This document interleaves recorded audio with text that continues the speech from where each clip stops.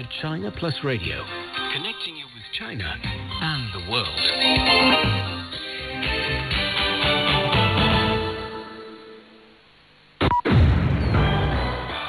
Now the news, I'm Su Yi. Foreign Minister Wang Yi says China will continue to work with Pakistan to cement their ironclad friendship as the two countries celebrate 70 years of diplomatic ties this year.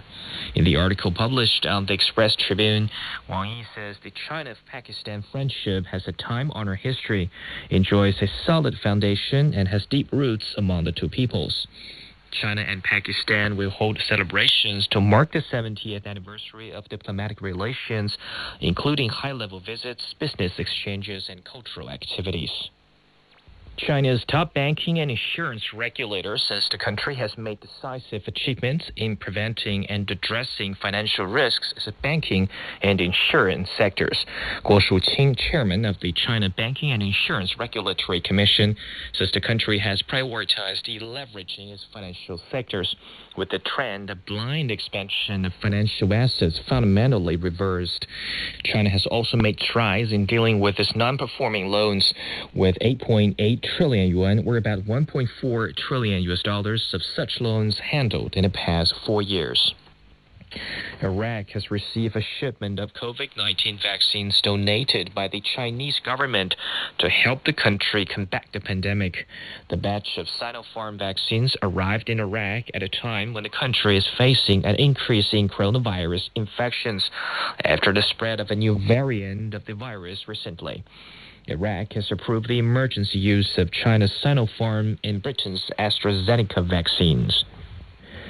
Chinese medical experts and their American colleagues have underscored the need for the two countries to cooperate in fighting the COVID-19 pandemic at a virtual forum. Dr. Zhang Wenhong, head of Shanghai anti-COVID-19 clinical expert team, says a global pandemic requires a global collaboration that transcends politics. Both China and the United States, we, as the major vaccine producers in the world, we have the responsibility to implement our own strategies to vaccine the mass immunizations and in the world, while we just not only take into account the vaccination by ourselves, we should take into account the vaccination of less developed countries. John Allen, president of Brookings Institution, says if China and the United States join forces to fight COVID-19, the world will have a better chance to emerge from the pandemic stronger. Chinese respiratory expert Zhong Nanshan says it's important for the world to speed up vaccine production and prepare some new types of vaccines sensitive to the variants of the virus, an effort that calls for China and the U.S. to cooperate. A UN agency says it's recorded 6 COVID-19 related cases and 1 COVID-19 related death in the Ethiopian refugee camps in Sudan. The UN Population Fund says that in addition to COVID-19 cases, all Ethiopian refugee camps in Sudan have had outbreaks of communicable diseases, including acute respiratory infections, malaria, and dysentery. The UN says more than 61,000 Ethiopians have so far fled to neighboring Sudan, fleeing fighting in the country's northern Tigray regional state. Separately, several thousand Ethiopians have arrived in Sudan from the western part of the country, fleeing escalating communal violence. Hundreds of schoolgirls kidnapped by gunmen from a northern Nigerian school last week have been released.